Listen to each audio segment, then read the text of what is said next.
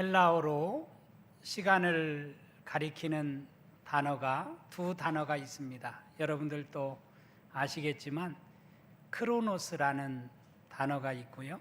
또 한 단어는 카이로스라는 단어가 있습니다. 크로노스라는 단어는 어떤 때 쓰느냐면 그냥 우리가 보내는 일상의 시간은 모두가 다 크로노스라는 시간을 씁니다. 그런데 그런 일상생활 속에서 우리에게 매우 의미심장한 시간, 아주 중요한 시간, 뜻있는 시간, 이런 의미를 담을 때에는 카이로스라는 단어를 씁니다. 복음서에 보면 때가 찼고 하나님의 나라가 가까이 왔으니 회개하고 복음을 믿으라, 이렇게 말씀이 나옵니다. 여기에서 말하는 때는 바로 카이로스라는 단어를 씁니다. 때가 찼다, 아주 의미심장한 시간이 시작이 되었다는 뜻이겠죠.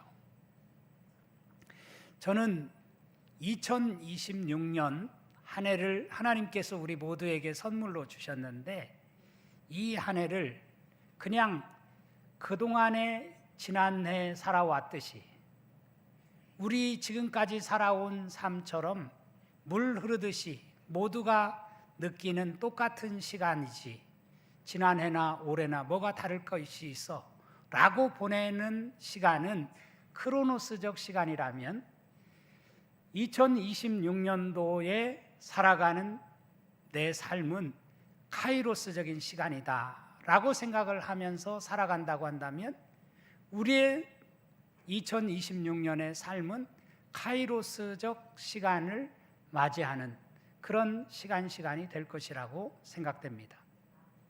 특별히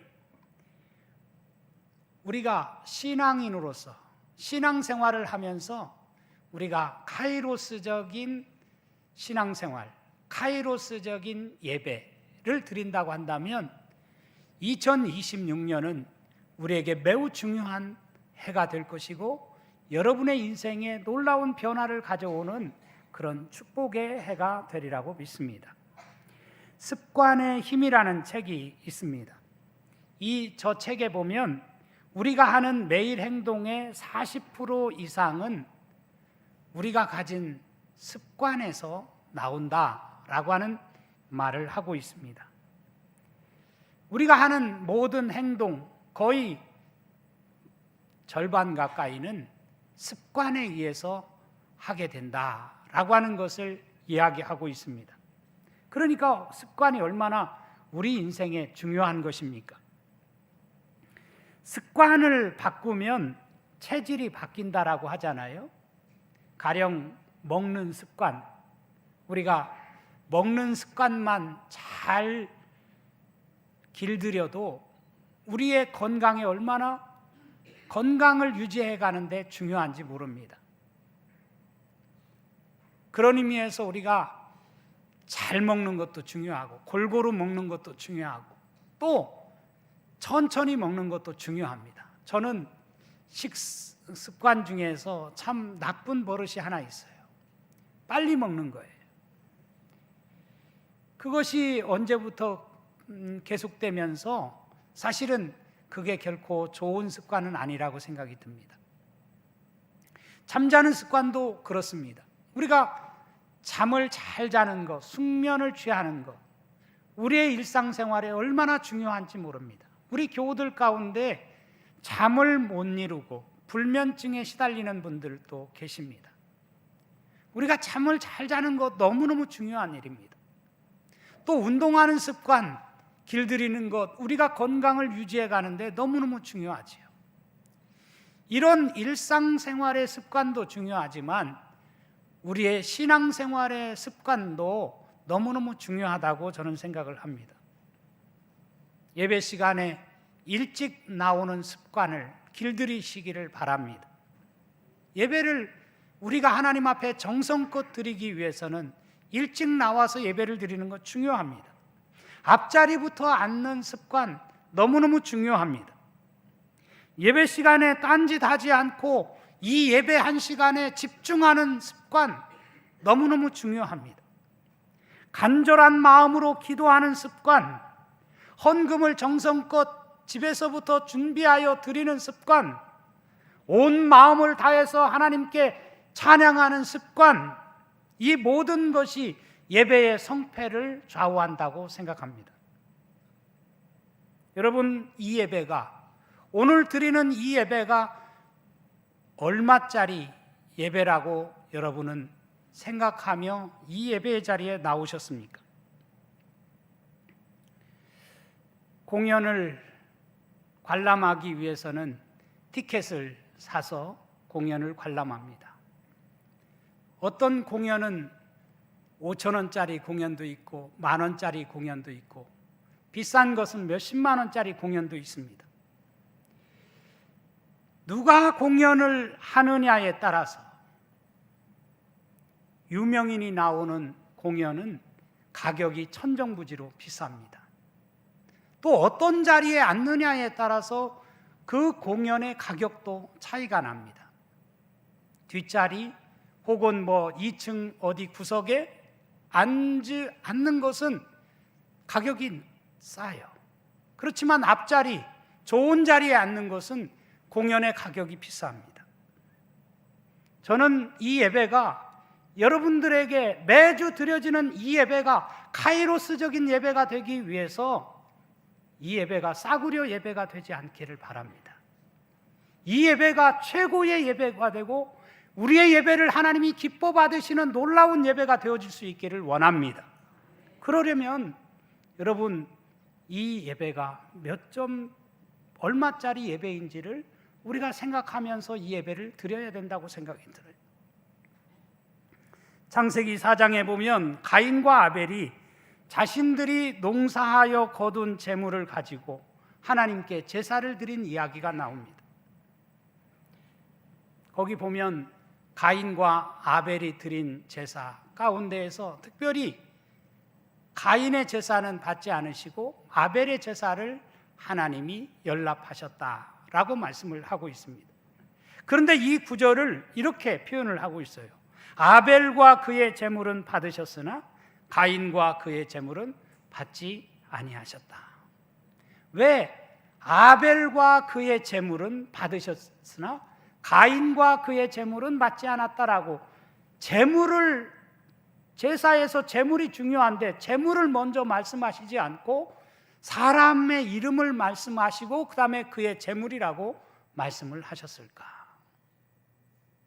예배는 제물이 중요한 것이 아니라 예배를 드리는 사람, 그 사람이 어떤 마음으로 어떤 자세로 예배를 드리느냐라고 하는 것을 하나님은 보신다. 하나님은 아신다. 그렇기 때문에 하나님은 아벨과 그의 제물은 받으셨으나 가인과 그의 제물은 받지 않으셨다라고 말씀을 하고 있는 것입니다. 요한복음 4장에 보면 또 이런 말씀이 나옵니다. 우리 조상들은 이 산에서 예배하였는데 당신들의 말은 예배할 곳이 예루살렘에 있다 하더이다. 예수께서 이르시되 여자여 내 말을 믿으라. 이 산에서도 말고 예루살렘에서도 말고 너희가 아버지께 예배할 때가 이르리라.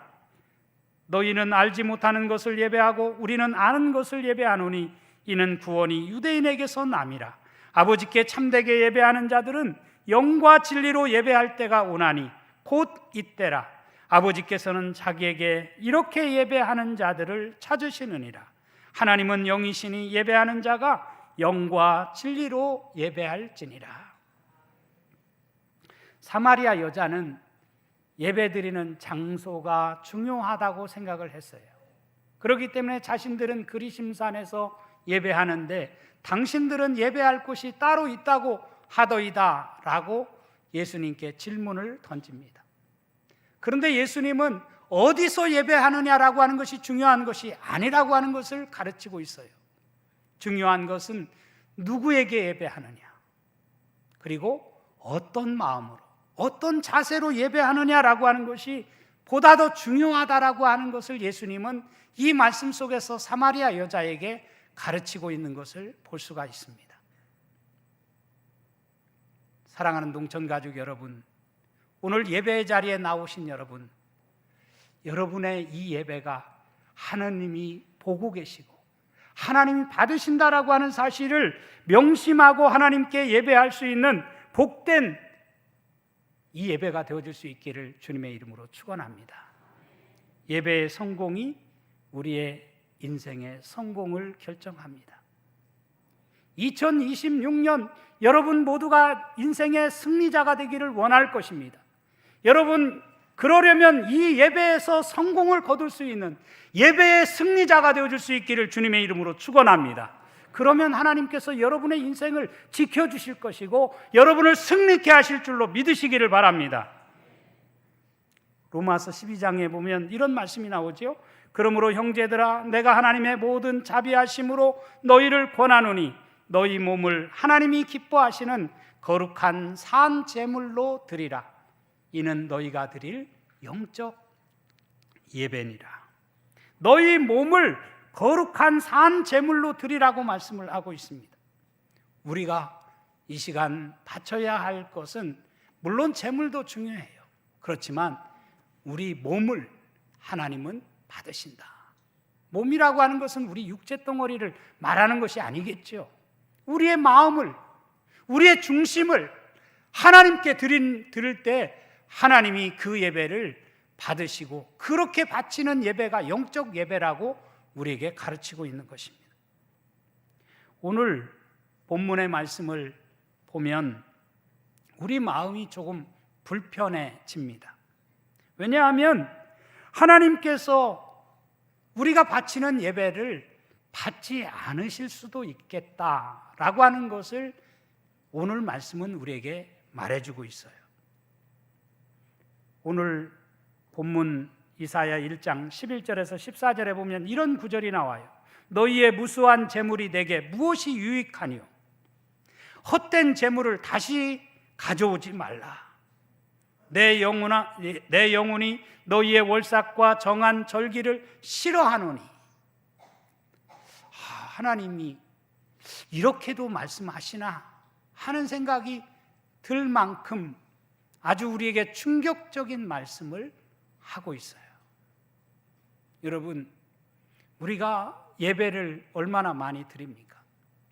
주일 예배뿐만 아니라 수요 예배, 금요 예배, 새벽 예배, 많은 예배를 드려요. 그런데 오늘 이 이사야 선지자를 통해서 주신 말씀을 보면 하나님이 우리의 예배를 받지 않으실 수도 있다는 거예요. 우리 예배를 싫어하실 수도 있다는 거예요. 예배를 받으셔야 할 하나님께서 나는 너희 예배가 싫다, 지겹다, 듣지 않겠다 이렇게 말씀을 하십니다. 그렇다면 어떻게 하면 하나님께서 우리의 예배를 기쁘게 받으실까? 어떻게 하면 이 예배가, 어떻게 하면 2026년 한 해 동안 우리가 드리는 이 예배가 카이로스적인 예배가 될 수 있을까? 우리는 질문을 하지 않을 수가 없습니다. 오늘 말씀을 통해서 세 가지를 함께 생각했으면 좋겠습니다. 첫째, 하나님은 형식보다 내용을 중요하게 보신다는 사실을 깨달았으면 좋겠습니다. 우리 10절에서 12절 말씀 다시 한번 같이 읽어볼까요? 시작. 너희 소돔의 관원들아, 여호와의 말씀을 들을지어다. 너희 고모라의 백성아, 우리 하나님의 법에 귀를 기울일지어다. 여호와께서 말씀하시되 너희의 무수한 재물이 내게 무엇이 유익하뇨? 나는 순양의 번제와 살찐 짐승의 기름에 배불렀고 나는 수송아지나 어린 양이나 순념소의 피를 기뻐하지 아니하노라. 너희가 내 앞에 보이러 오니 이것을 누가 너희에게 요구하였느냐? 내 마당만 밟을 뿐이니라. 아멘. 하나님은 이스라엘을 향해서 이렇게 호칭을 하고 있어요. 오늘 말씀을 보면 소돔의 관원들아, 고모라의 백성아. 여러분은 성경을 잘 아시기 때문에 소돔 땅, 고모라 땅이 어떤 땅인지 잘 아실 겁니다. 소돔과 고모라 땅이 어떤 땅이에요? 그 땅은 풍요로운 땅입니다. 기름진 땅이에요. 그래서 아브라함이 조카 롯과 이제 다툼이 벌어졌을 때 조카에게 먼저 제안을 하라고 하지요. 내가 좌하면 나는 우하겠다. 내가 우하면 내가 좌하겠다. 조카 롯이 먼저 바라봤어요. 소돔 땅, 고모라 땅이 너무너무 풍요롭고 기름지고 좋은 땅처럼 보여졌어요. 그래서 얼른 그 땅을 차지하겠다라고 말했습니다. 그런데 여러분, 소돔과 고모라에 살던 롯의 가족들과 그 땅에 살던 사람들이 어떻게 되었습니까? 결국은 유황불에 의해서 멸망을 당하고 말았지 않습니까? BC 8세기 이사야가 예언하던 시대에 유다 백성들, 이스라엘 백성들의 모습도 소돔과 고모라 땅과 같이 되었다라고 하는 것을 이 호칭 하나에서 우리에게 말해주고 있는 것입니다. 저들이 겉으로는 예배를 잘 드리는 것 같지만 실상은 하나님을 떠난 자들이었다는 것입니다. 저들은 많은 재물을 준비해서 하나님께 제사를 드린다고 생각했어요. 절기를 꼬박꼬박 지켰습니다. 월삭 예배를 드리고 또 안식일을 지키고 대회를 열어서 자신의 죄를 고백하는 시간도 가졌습니다. 저들은 멀리 살고 있어도 어김없이 예루살렘 성전까지 올라가서 그곳에서 예배를 드렸습니다. 그런데 그런 저들을 향해서 하나님께서 이사야 선지자를 통해서 뭐라고 말씀하십니까? 오늘 12절에 보면 너희가 내 마당만 밟을 뿐이니라. 너희가 내 마당만 밟고 있다. 한 회사에서 어떤 직원이 매일 아침 가장 먼저 출근 도장을 찍었습니다.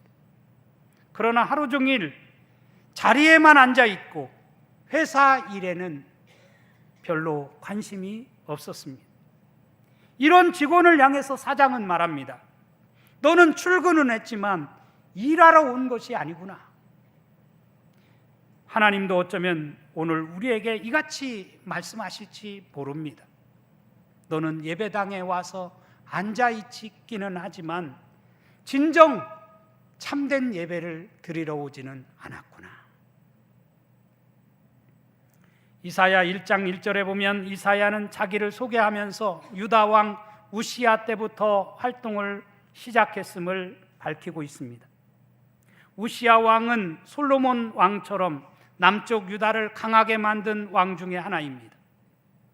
역대하 26장에 보면 이런 말씀이 나와요. 우시야가 그의 아버지 아마샤의 모든 행위대로 여호와 보시기에 정직하게 행하며 하나님의 묵시를 밝히 아는 스가랴가 사는 날에 하나님을 찾았고 그가 여호와를 찾을 동안에는 하나님이 형통하게 하셨더라. 이렇게 소개를 합니다.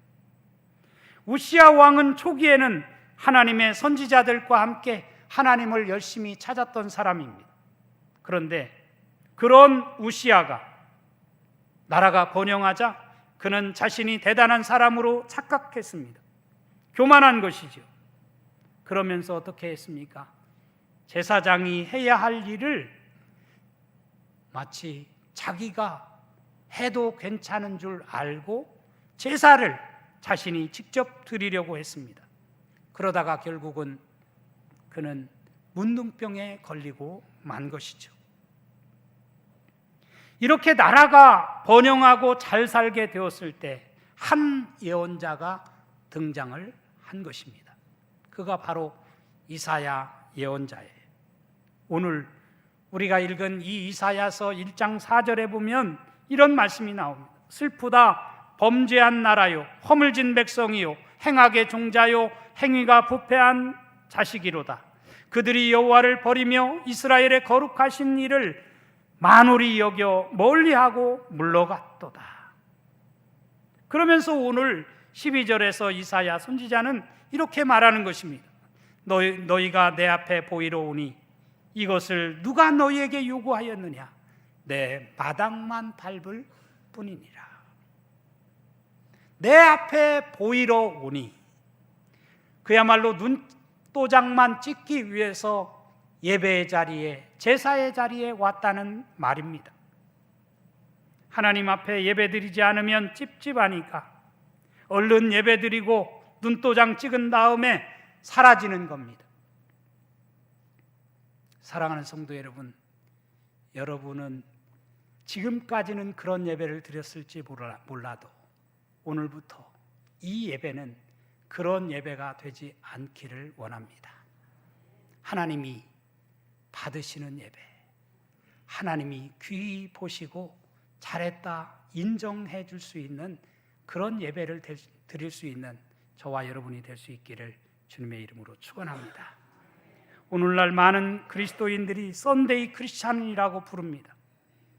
왜냐하면 주일날 잠깐 1시간 가서 예배드리고 예배와는 아무 상관이 없는 인생을 살아가는 그리스도인들이 너무나 많기 때문에 썬데이 크리스찬이라고 이야기하는 것입니다. 두 번째로 하나님이 싫어하시는 예배가 있음을 오늘 13절에서 15절은 우리에게 말씀해 주고 있습니다. 우리 13절에서 15절 말씀도 같이 읽도록 하겠습니다. 시작.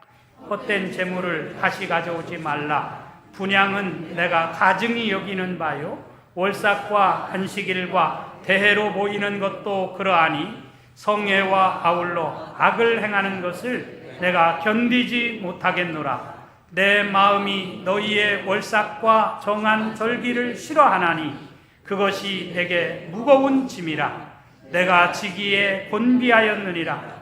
너희가 손을 펼 때에 내가 내 눈을 너희에게서 가리고 너희가 많이 기도할지라도 내가 듣지 아니하리니 이는 너희의 손에 피가 가득함이라. 아멘. 여기 말씀에 보면 하나님이 받지 않으시는 예배가 있다라고 하는 것을 우리에게 말씀해 주고 있어요. 아무리 많은 예배를 드린다 할지라도 하나님이 받지 않으시는 예배라면 그 예배가 무슨 소용이 있겠어요? 하나님이 거절하시는 예배, 여기 성회와 아울러 악을 행하는 것을 내가 견디지 못하겠다라고 말씀을 하고 있어요. 우리는 이 예배가 성회라고 그렇게 고백하면서 예배를 드려요. 그런데 성회와 아울러 악을 행하는 것을 내가 견디지 못하겠다, 그렇게 말씀을 하고 있어요. 15절 말씀해 보면 너희가 손을 펼 때에 내가 내 눈을 너희에게서 가리고 너희가 많이 기도할지라도 내가 듣지 아니하리니 이는 너희의 손에 피가 가득함이라, 그렇게 말씀을 하십니다. 여기서 피는 제사의 피가 아닙니다. 불의를 행하는 피입니다. 폭력을 행하는 피예요. 억압하는 피입니다. 죄악의 흔적이 바로 여기서 말하는 피입니다. 너희의 손에 피가 가득하다. 이스라엘은 저들이 하나님 앞에 성전에 나와 예배를 드릴 때 열심히 손을 들고, 두 손을 들고 하나님께 기도를 드렸습니다. 그런데 삶의 현장으로 돌아가서는 그 손을 가지고 다른 사람을 억울하게 만들고 다른 사람에게 폭력을 가하고 다른 사람을 짓밟는 일에 쓰는 그런 손이 되었다는 이야기죠. 그런 저들의 모습을 보고 하나님께서 뭐라고 말씀하셔요? 너희가 손을 펼 때에 내가 내 눈을 가리겠다. 눈을 감으시겠다는 거예요. 우리의 손을 보지 않겠다는 거예요. 우리의 기도에 귀를 기울이시고 응답해 주셔야 하는데 정작 우리의 기도를 외면하신다고 한다면 우리가 아무리 손을 들고 예배한들 그 예배가 무슨 소용이 있겠습니까? 하나님은 예배의 양보다 질을 더 중요하게 여기십니다. 그러기에 16절에서 뭐라고 말씀하셔요? 너희는 스스로 씻으며 스스로 깨끗하게 하여 내 목전에서 너희의 악한 행실을 버리며 행악을 그치라고 말씀을 하십니다. 참된 예배는 호화로운 그런 재물을 가지고, 풍성한 재물을 가지고 하나님 앞에 예배하는 것이 아니다. 참된 예배는 우리의 모든 죄악을 하나님 앞에 고백하는, 그리고 용서함 받고 새로워지는 그런 역사가 나타나는 예배가 진정한 예배다. 저는 그런 의미에서 예배 시간에 가장 중요한 순서를 저에게 말하라고 한다면, 저는 예배의 성패는 죄의 고백의 시간에 함께 정말 진실로 지난 한 주간을 회상하면서 하나님 앞에 드리는 그 기도가 있어질 때 그 예배가 진정한 성공적인 예배가 될 수 있다라고 저는 생각을 해요. 그런 의미에서 예배에 일찍 나와야 됩니다.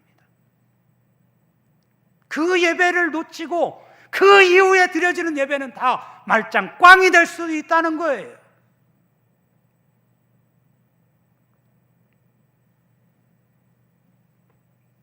하나님이 받으시는 예배를 하나님께 올려드릴 수 있는 여러분의 예배가 되어줄 수 있기를 주님의 이름으로 축원합니다. 세 번째로 삶으로 이어지는 예배가 되어야 함을 17절은 우리에게 가르치고 있습니다. 우리 17절 말씀도 같이 읽겠습니다. 시작. 선행을 배우며 정의를 구하며 학대받는 자를 도와주며 고아를 위하여 신원하며 과부를 위하여 변호하라 하셨느니라. 아멘. 선행을 배우고 정의를 구하고 학대받는 자를 도와주고 고아를 위하여 신원하고 과부를 위하여 변호하라. 예배 시간에 그런 예배, 지금 우리가 그런 예배 시간에 이런 것을 하는 것은 아니지 않습니까? 이것은 삶으로 드리는 예배가 진짜 예배임을 가르치고 있는 말씀입니다. 하나님께서 기뻐하시는 예배는 예배당을 나선 이후의 삶을 통해서 증명되어질 수 있다는 뜻입니다. 약한 자를 돌아보는 삶, 불의에 침묵하지 않는 삶, 사랑을 실천하는 삶으로 이어지지 않는 예배는 아무리 많은 예배를 드린다 할지라도 하나님이 그 예배를 역겨워하신다, 싫어하신다 라고 하는 말씀이에요. 예수님께서도 마태복음 5장에 보면 산상설교에서 이런 말씀을 하셨어요. 그러므로 예물을 제단에 드리려다가 거기서 내 형제에게 원망 들을 만한 일이 있는 것이 생각나거든 예물을 제단 앞에 두고 먼저 가서 형제와 화목하고 그 후에 와서 예물을 드리라. 예수님이 가르쳐 주신 말씀이에요. 예물을 드리려고 왔는데 형제와 원망 들을 만한 일이 생각나요. 그러면 여기서 예물 드리는 것을 중단하고 가서 먼저 형제와 화목한 다음에 와서 예물을 드리라는 것입니다. 그게 진짜 예배라는 거예요. 어느 교회 집사님이 계셨어요. 이 집사님은 예배 때마다 눈물로 기도하던 분이셨습니다. 그런데 이 집사님이 예배 시간에는 그렇게 은혜를 받고 감동을 받으면서 예배를 드렸는데 집에 돌아가서는 늘 싸우고 화를 내기를 좋아하고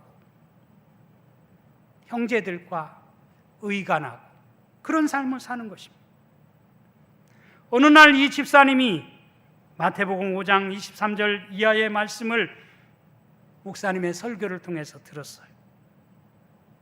그리고 자신이 깨달았어요. 내가 예배를 드린 줄 알았는데 예배를 끝내고 집에 가서는 항상 예배를 버렸구나. 그런 깨달음을 얻게 되었습니다.